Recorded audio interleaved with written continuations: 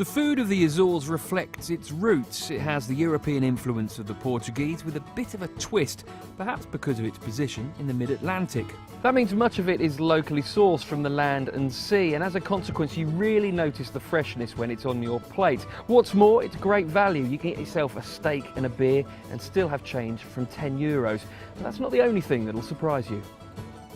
The islands are teeming with wonderful restaurants. Don't forget to try the seafood and cheeses, and also some really idiosyncratic bars. For example, Peter's Cafe, now known as Cafe Sport on Faial.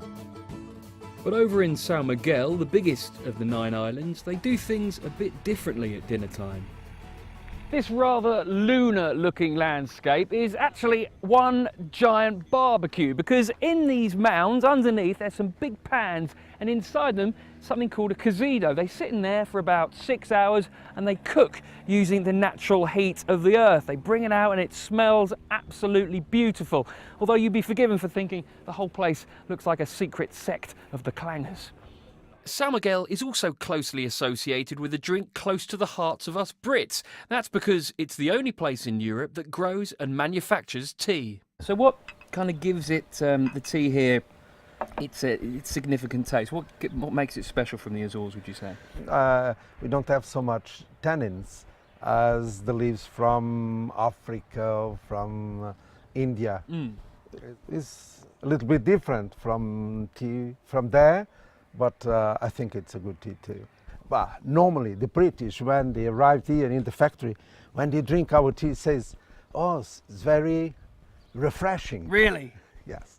Now, Azorean tea tastes pretty good, but in the foothills of the breathtaking Mount Pico on the island of the same name, the drinks are a bit stiffer. The ground upon which these vineyards grow is rugged, to say the least. Imagine a man with a crazy paving obsession has gone insane in your back garden, and multiply it by 1,000,000. Pico is a very young island, very rocky island, and Portuguese that came here were actually farmers. So it's kind of hard to farm on the land when you have no land, it's only have rocks.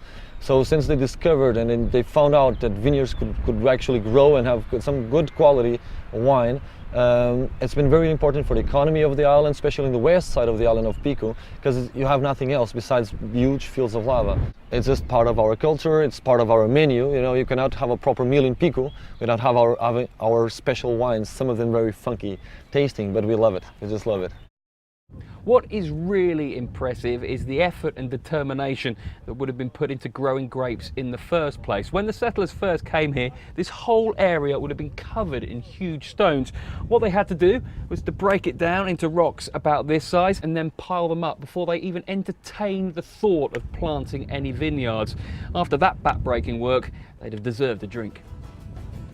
The white wine of Pico is very drinkable indeed, like a nice Italian, and it only costs about €8 in one of the local bars, but that's not all that's on offer here. We have also a typical local wine called Verdelho. It's kind of a dessert wine, it's an aperitif wine, and it's the wine that it's been coming from centuries. It's the wine that was famous and exported all around. Once you press the grapes to make the wine, you're left with the grape peels, so we ferment it and we make schnapps. I think the name says it all, firewater. It's basically, it's 50% proof. So as you can see, as well as tasting great, many of the food and drink experiences of the Azores reveal quite a bit about the culture and history of this place.